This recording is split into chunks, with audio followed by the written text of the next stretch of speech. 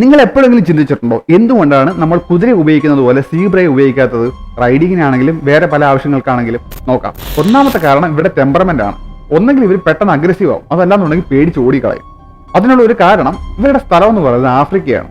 അപ്പൊ ആഫ്രിക്കയിൽ ഇവരുടെ പ്രൊഡക്റ്റേഴ്സ് എന്ന് പറയുന്നത് ഭയങ്കര സ്ട്രോങ്സ്റ്റ് ആയിട്ടുള്ള ആളുകളാണ്. സിംഹം, പുള്ളിപ്പുലി, ക്രോക്കഡൈൽസ്, അത് കണക്കിന് ഹൈനാസ്, വൈൽഡ് ഡോഗ്സ്.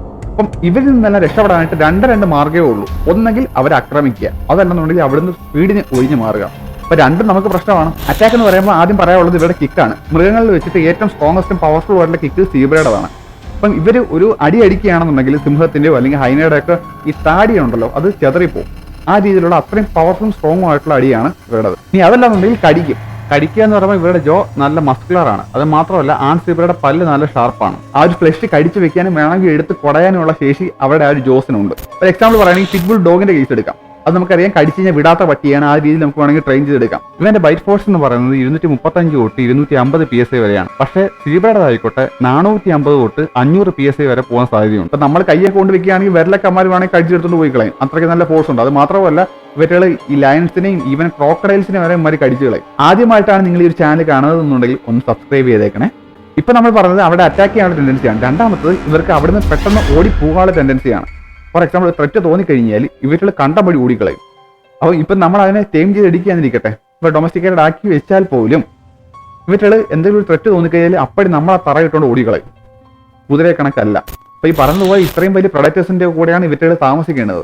അപ്പോൾ ഓരോ ജനറേഷൻ കഴിയുന്നതോറും ഫിറ്റസ്റ്റ് ആയിട്ടുള്ള സീബ്രാസ് മാത്രം സർവൈവ് ചെയ്യാൻ തുടങ്ങി, ബാക്കിയെല്ലാം ചാവാൻ തുടങ്ങി. നമ്മൾ എവല്യൂഷൻ തിയറി പറയുന്നത് പോലെ തന്നെയാണ് സംഭവം. അങ്ങനെ വന്ന് ഭയങ്കര റിഫ്ലക്സ് ഉള്ള സീബ്രാസ് മാത്രമായി ബാക്കി. ശ്രദ്ധിക്കുക, ഈ കാലയളവിൽ ഒന്നും തന്നെ മനുഷ്യൻ ഇന്ന് ടൈം ചെയ്യാൻ നോക്കിയിട്ടില്ല, മെരുക്കിയെടുക്കാൻ ശ്രമിച്ചിട്ടില്ല.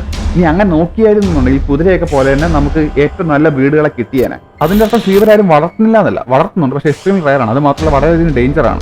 2023 ഒഹിയോയിൽ ഇത് എനിക്ക് പ്രൈവറ്റ് ആയിട്ട് വളർത്തുന്ന ഒരു സീബ്ര അതിന്റെ യജമാന്റെ കയ്യിൽ കടിച്ചതിന് ശേഷം കുടഞ്ഞ് തറയിലടിക്കുകയുണ്ടായി. കൈക്ക് വളരെ ഗുരുതരമായിട്ടുള്ള പരിക്കുകളാണ് പറ്റിയത്. പിന്നീട് മൾട്ടിപ്പിൾ സർജറീസ് ആവശ്യമായിട്ട് വന്നു. അത് മാത്രമല്ല ആ ഒരു സീബ്ര വളരെയധികം അഗ്രസീവ് ആയിരുന്നു. പോലീസുകാർക്ക് പിന്നെ അതിനെ കൊല്ലേണ്ടി വന്നു, ആളുകളുടെ എല്ലാം സുരക്ഷ മുൻനിർത്തി. ഈ കുതിരയുടെയും കഴുതയുടെയും ജനിച്ചപ്പെട്ട ഒരു സാധനം തന്നെയാണ് സീബ്ര. പക്ഷെ അതിനെയൊക്കെ ഡൊമസ്റ്റിക്കേറ്റ് ചെയ്യുന്ന കണക്ക് ഇതിനെ നമുക്ക് ചെയ്യാൻ പറ്റത്തില്ല.